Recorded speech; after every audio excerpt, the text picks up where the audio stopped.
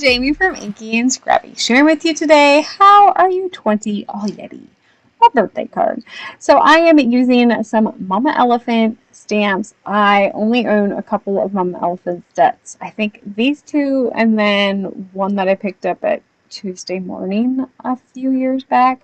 I actually got these when they first came out because somebody on the design team used that My Yeti set and the little mini sloth agenda, and they made the little mini sloths into Yetis, and I loved it. And so, yeah, I have not recreated that card yet, but I have all of the components colored. They're sitting in my tote of colored creatures, just waiting for the day. But that was not today. Anyways, so I started by ink blending on some heavy distress cardstock in, it's that manila colored cardstock, coming in with distress chip sapphire, and then I ended up doing Stormy Sky, I think. I don't remember coming in. I might have come in with my other tone, which was Faded Jeans, which is kind of like that in between those two if you're looking for that blend. So I started with the brush. The brush doesn't lay down color heavy enough or strong enough, at least when I'm going to do a full color blend background like this. They work better for lighter handed stencil work, in my opinion. So I did pull out my foams there and added those. Now I don't think I brought in the other one. I think I had it ready and then I didn't need it because my blend moved well enough without having to do that mid-tone in there. I did clean up, added my speckles. So if your background is not, if you're not in love with it, adding speckles can definitely help. I just used some water on my glass media mat here and picked up some of that color. It's going to give it a little bit darker speckled instead of just adding water, because water is going to kind of wick it away or give it a lighter tone, where if I add the darker, it's going to be a little bit darker. Now, my brush might have still had some mica watercolor paint in it, and so those speckles might be a little bit shiny. They're totally shiny. That's what I was going for anyways, so it worked. So for my sentiment on this one, I did not have, I probably had most of the words that I probably needed, but I wasn't going to search high and low for them. I may have been on a time crunch because it may have been his birthday and it may have been the afternoon and maybe less than an hour before I had to go to the farm. And so, yeah. This one was completed in probably about 45 minutes with all of the stamping and coloring. Of course, I used my brother's scanning cut to cut them out, and ink blending. It went quickly once I had it going. I kind of had it all figured out in my head already beforehand.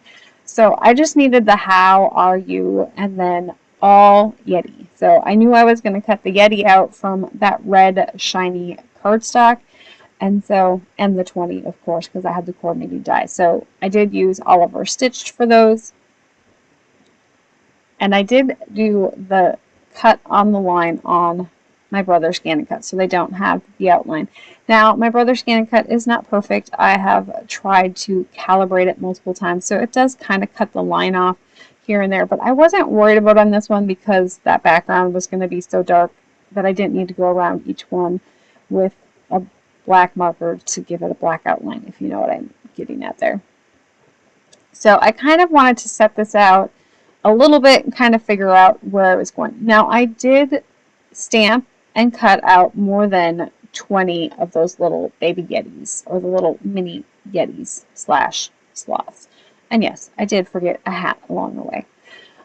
I maybe should have waited to color that hat until I placed it, but I didn't, so it ended up being red, and I probably should have gone with a green or a blue so it would stick out. I think the green probably would have stuck out better. The red, just where I ended up placing that one, it was a little bit more in the red area, so it kind of blends in. It looks fine. I just, hindsight. So for my letters on my All Yeti, I stamped it both ways because I wasn't exactly sure how to spell All Yeti yet, if I needed 2 or 1L. And I ended up doing the 1L because already only has 1L, and so that was kind of where I went with that one, I guess, if that makes sense. I do add my little all in front of onto the Y, so it's already placed there. I don't have to worry about it losing itself on my desk. It happens frequently. Now, I could have done the 20 on a banner. I was time crunched. I thought about it, but I would have had to find the dies and the other stuff, or I could have added them on a string to the Yeti. I just didn't know if I was going to be able to get it done fast enough. So I just put it on his 20, and he's got his hands up like going, hey, how? How are you that old already? You were just little yesterday. Like, how do they grow so fast? I don't get it. The days are long, the years are short. My sister tells me that all the time. I remind her of it all the time, too. And so I needed to add all of my Yetis. Now, I kind of laid it out right away when I did it. I did not snap a picture. I should have snapped a picture.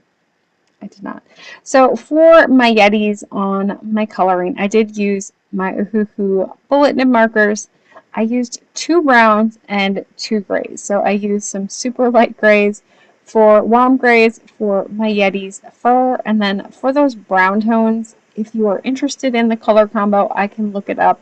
It is one that I have on my blog on my Ohuhu Color Combos site. It's one of the lighter ones. I can picture which one is on, so I will try to go and find that when I load this one on YouTube, and I will put those marker colors down there for you on his skin tone. Because it was super easy coloring. I just did the darker tone and then went over it with the lighter tone to blend it out, and it worked really well. It worked really fast. So I probably spent half of my time counting baby Yetis, or little Yetis.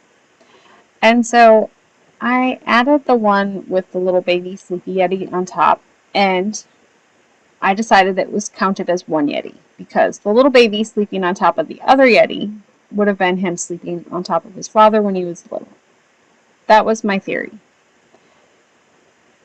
And he gave me a funny look when I said such a thing, when he was, counting them as soon as he took it out of the card. Yeah, he did. He sat there and counted the Yetis. And he's like, Mom, he counted it 3 times before he said anything. He's like, you put 21 Yetis on the front of my card. I'm like, no, that one counts as 1. He's like, but it's 2 Yetis. I'm like, but, yeah, technicalities and stuff. So I did decide to trim off that one edge a little bit. It gives me a little bit of wiggle room on my card front, and I maybe should have placed them a little bit. My one side was definitely Yetier heavy than the other side, and so it kind of helped me make it a little less Yeti heavy. I don't know. It didn't have as much open space then by cutting off that little bit. I could not find a piece of paper that I liked to go with it. I probably could have just cut into a new sheet of, I think it's Glacier from Close to My Heart, but I don't know if I might be running low on that one. And I was like, well, I really didn't want to cut into a whole new piece of paper for that little teeny tiny, 1/16 of an inch all the way around. So I just brought in my Robin's Egg? Yeah, Robin's Egg. No, Speckled Egg ink pad from Tim Holtz. Distress line and just kind of ink to paper on that one. I am also going to bring in some aged mahogany. I tried with the lighter red and I decided it was too light, so I brought in the aged mahogany instead to do my stamping sentiment on this one. So happy birthday, the best is Yeti to come. So all of the sentiments or letters on this one come from my Lawn Fawn Yeti or Not set. And then, of course, all of are stitched for my cut ones. And so there is my completed birthday card for my 20-year-old. I don't know how it happened. I mean, I'm only like 29. right? Okay. 42. But seriously, I don't think he should be 20 yet. All right. Have a good one. Bye.